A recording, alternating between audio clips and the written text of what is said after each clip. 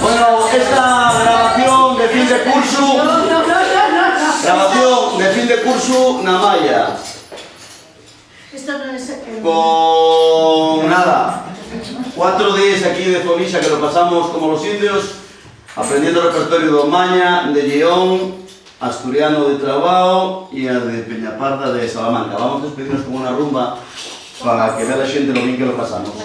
Como dice aquí una rapaza de Zaragoza, para que se jodan hasta en mi pueblo.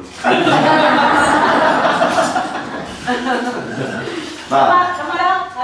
Rumba, a ver, cuenta 3. 1, 2, 3.